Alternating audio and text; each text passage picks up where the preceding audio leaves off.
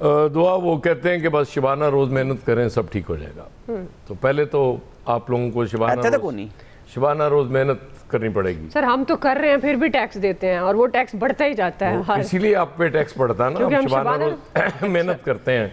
आप सिर्फ दिन के वक्त मेहनत किया करें या सिर्फ रात के वक्त मेहनत किया करें। वो 24 घंटे होते हैं ना, उसमें को 8 घंटे कर लिया करें, बाकी आप छोड़ दें। प्राइम मिनिस्टर साहब तो कर ही रहे होते हैं शबाना रोज़ मेहनत, वो तो पीछे हटते नहीं है।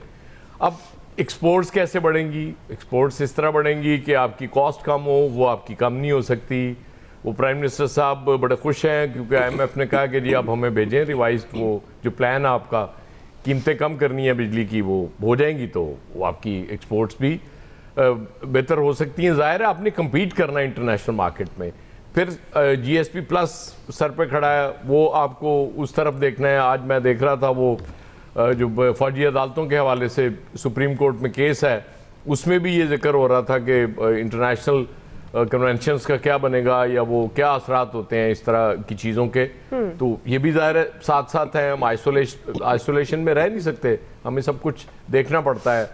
हमारी वो जो टैक्स है वो आमिर कह रहे हैं कि कम कर दें, आप दुआ करें कि ये बढ़ा ना दें नेक्स्ट बजट में। दुआ करें मतलब जाहिर है क्योंकि वो और तो दुआ डबल हो गया काम। हमारे पास है ही दुआ ना, और मेरे पे बोझ बढ़ गया सर। हम और कर कह सकते हैं, हमारे पास और है ही कुछ नहीं।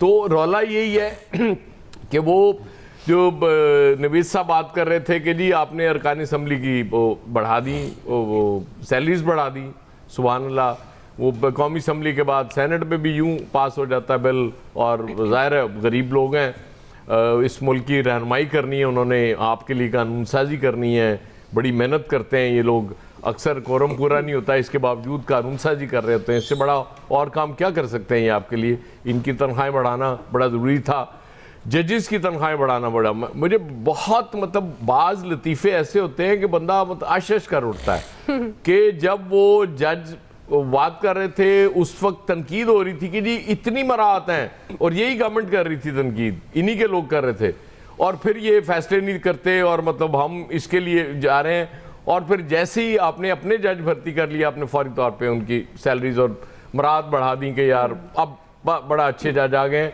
बड़ा अच्छा काम होगा। लंगड़ियाल साहब हैं, वो 1010 गाड़ियाँ लेना चाह रहे थे, उससे पहले तो शायद उससे भी ज़्यादा लेना चाह रहे थे FBR के लिए। यानी कि जितने मुलाजम हैं सबके लिए एक गाड़ी, मतलब इससे बड़ा और क्या हो सकता है? हमने पंजाब में देखा, अब ये मोहसिन नकवी साहब जाते जाते कितनी बड़ी गाड़ियां दे गए थे। और ये चीज़ें और तक कोई ऐसी चीज़ नज़र आए कि यार हुक्मरान भी ये कुर्बानी कह रहे हैं कि यार ठीक है, और ये कुर्बानी नहीं है, यकीन करें। अगर कोई आप पुरानी गाड़ी 2 साल यूज़ कर लेंगे या 4 साल पुरानी, ये कोई कुर्बानी नहीं है। इंडिया ने जब उनकी मार्केट ओपन हुई, उससे पहले आपको याद है कि उनके पास एम्बेसडर कारें होती थी, वो साबुनदानियां सी होती थी छोटी छोटी, बेचारे सारे उसी पे घूम रहे होते थे। अब आज मारुति तो बाद में आई ना, एम्बेसडर होती थी राना साहब उस दौर में। मारुति तो उन्होंने ये सुजुकी का नाम रखा ना, सुजुकी का नया नाम रखा। फिर हाँ तो अब भी वही है उनके पास नहीं, उन्होंने बड़े अफसरों के लिए उन्होंने काम ये किया, सबसे बड़ा काम किया कि टेक्नोलॉजी ट्रांसफर कराई। जब उन्होंने मारुति रखा, आपके यहाँ सुजुकी है और सुजुकी ही बिकती है वो।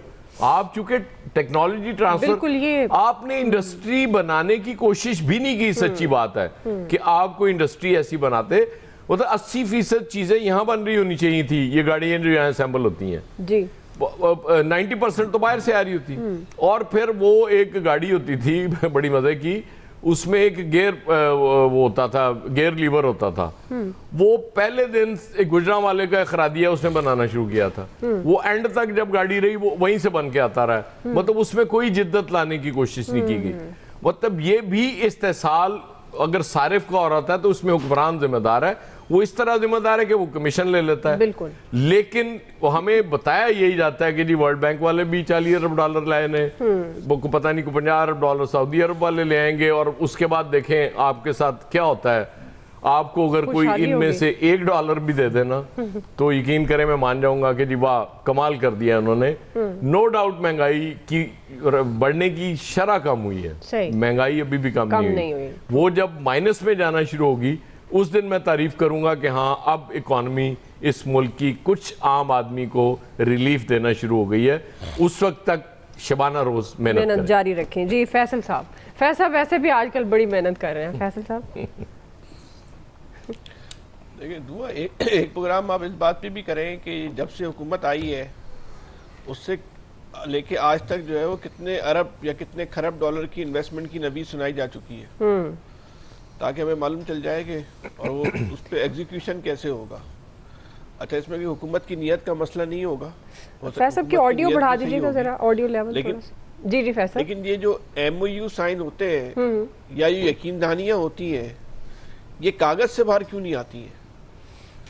ये एक तहकीकी एक सवाल भी है रिसर्च बेस्ड के भाई तहकीक होनी, जब सिर्फ 1 साल का उठा लें हम, लेकिन हम अब तक कितने पैसे पाकिस्तान में जो है वो फॉरेन इन्वेस्टमेंट के लग चुके हैं इतने दावों के साथ, हमें तो अब तक तो 1 रुपया जो है वो नज़र नहीं आता।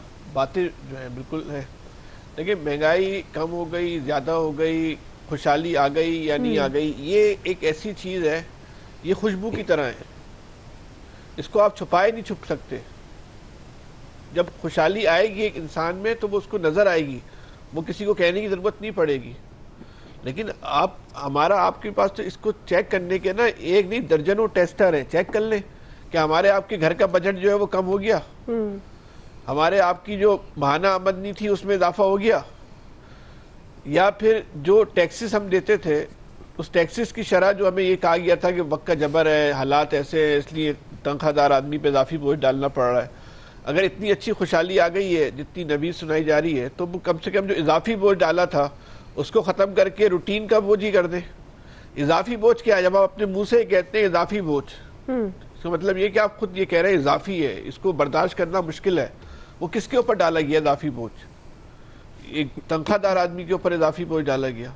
आपने जो टैक्स नेट में जितने लोग इजाफा कर लिए, ये तो अब एक ऐसी साइंस आ गई है कि टैक्स नेट में इजाफा करने से कोई फर्क नहीं पड़ रहा, तो वो एंटीएन इशू हो जाता है उसको। लेकिन बात यह है कि वो जो आदमी कल तक टैक्स चोरी कर रहा था उससे कितना आप टैक्स लेकर आ गए। मिसाल के तौर पे एक बिजनेसमैन है, दुकानदार है, उसको डरा धमका के आप टैक्स नेट के अंदर तो लेकर आ गए, टैक्स कितने लेकर आए उससे जो करोड़ों रुपए का बिजनेस कर रहा है।